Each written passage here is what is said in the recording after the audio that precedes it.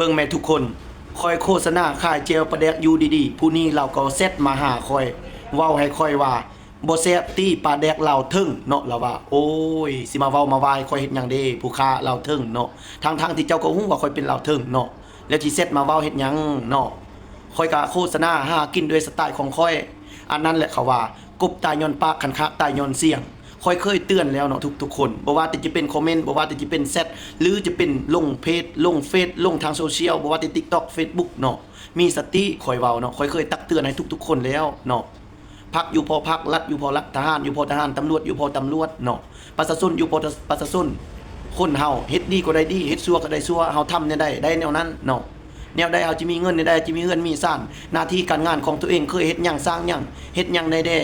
เฮ็ดแนวใดจะได้อยู่เฮ็ดแนวใดจะได้กินไปเส้นทางที่ใดมันจะดีเฮาไปทางนั้นบ่ไปกบไปกายพักรัฐคันถึงแล้วก็บ่แตะต้องเรื่องผู้อื่นเนาะเฮาหากินโดยสไตล์ของตัวเองมีหยังเฮ็ดสิ่งที่เฮาเฮ็ดได้เฮาเฮ็ดอันนั้นคือคอยนี่ขายเจลปลาแดกคอยกับโฆษณาขายเนาะทุกคนคันบ่ซื้อก็บ่เป็นหยังคันบ่มักก็เลื่อนผ่านเนาะก็ยังมีหลายๆคนที่จะสนับสนุนและคนฮักคอยเนาะก็บ่แม่นหมดแต่เจ้าผู้เดียวเนาะฉะนั้นแล้วคอยเว้าอย่าเว้าซาจำแนกแบ่งพรรคแบ่งพวกบักฆ่าบักเหล่าถึงแนวนี้แนวนั้นบ่จำเป็นจะเอามาเว้าบ่ซื้อก็บ่เป็นหยังบ่สนับสนุนเจ้าก็เลื่อนผ่านคนหมดบ้านหมดเมืองเขาเอาไปกินเขาแซ่บหมดทุกคนเนาะคอยก็หาเงินด้วยสุจริตของคอยหาด้วยเฮือด้วยแห้งสิ่งที่คอยเฮ็ดได้หน้าที่การงานของเจ้าเฮ็ดหยังคอยก็บ่ฮู้ทุกมื้อนี้คอยก็บ่เคยไปขอกินข้าวกินน้ำนำเจ้าบ่ขึ้นบ่ฮอดยาวฮอดเฮือนเจ้าบ่ได้ไปแก้มไปเปื้องเอื้อเกลือเปียงนัวบ่ได้ไปยัดพาแรงพาง่ายเจ้าจักเทื่อเนาะอยู่ให้มันดีอยู่ให้มันเป็นเนาะหากินหน้าที่การงานของไผของลาวเจ้ามีแนวนึงคอยมีแนวนึงเจ้าไปทางบกคอยไปทางน้ำเนาะ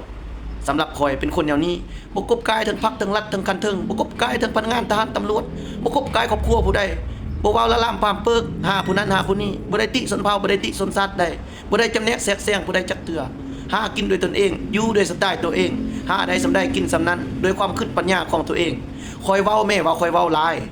คอยออกมาเว้านี่เพื่อว่าอยากตักเตือนให้หมู่คู่และเพื่อนมิตรสหายผู้เกิดใหม่ใหญ่รุ่นน้องๆนุ่งๆนักเรียนนักศึกษาลูกๆหลานๆบ่บางคนน่ะเฒ่าอายุ40-50แล้วยังบ่ฮู้จักความยังคอมเมนต์ด่าผู้นั้นคอมเมนต์ด่าผู้นี้เนาะอันนั้นแหละเขาว่าความรู้เท่าบ่ถึงการเนาะทุกคนเฮาออกมาเว้าก็เพื่อให้สังคมเฮาอยากให้มีความดีมีสุขด้วยกันมีจิตใจเอกภาพ